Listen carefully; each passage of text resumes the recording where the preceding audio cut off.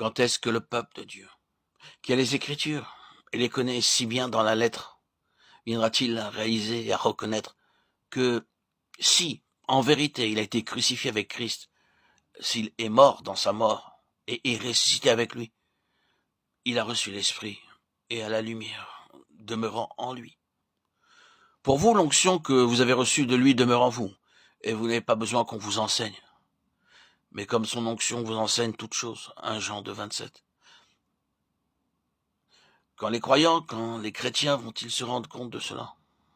Pourquoi les chrétiens qui ont la connaissance des Écritures dans la lettre doivent-ils courir ça et là pour chercher le conseil d'autres personnes sur des questions qui touchent de façon vitale à leur propre connaissance spirituelle? Je ne veux pas dire qu'il soit mauvais de demander conseil, de savoir ce que d'autres enfants de Dieu, qui ont de l'expérience, pensent ou sentent sur une certaine question. Mais si nous allons construire notre position sur leurs conclusions, nous sommes en grand danger. L'autorité et l'arbitre final dans toutes les matières, c'est l'esprit de l'onction. Nous pouvons obtenir de l'aide les uns des autres. Mais j'espère que vous n'allez pas construire votre position sur ce que je dis maintenant parce que je le dis. Ne faites pas cela. Je ne veux pas que vous le fassiez. Ce que je dis, c'est écoutez, prenez note, et ensuite, allez à votre autorité finale qui est en vous, si vous êtes un enfant de Dieu, et demandez-lui de confirmer la vérité ou de la montrer autrement. C'est votre droit de naissance.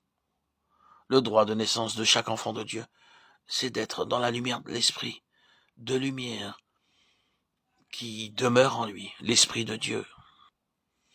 Je me demande où serait Paul s'il avait pris la direction opposée de celle qu'il a prise.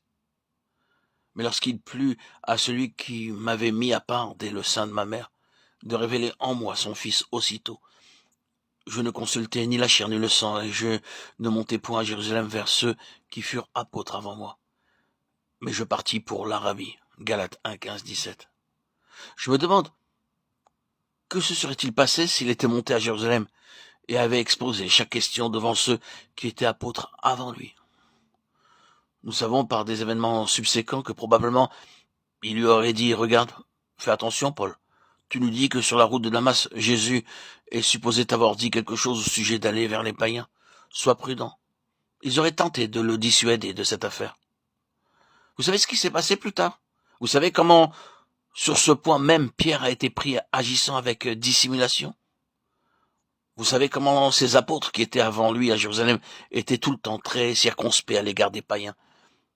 Si Paul avait capitulé devant eux, nous n'aurions jamais eu en lui le grand apôtre des païens, le grand apôtre du corps de Christ, avec la révélation du mystère de l'unité de tous en Christ, juifs et grecs.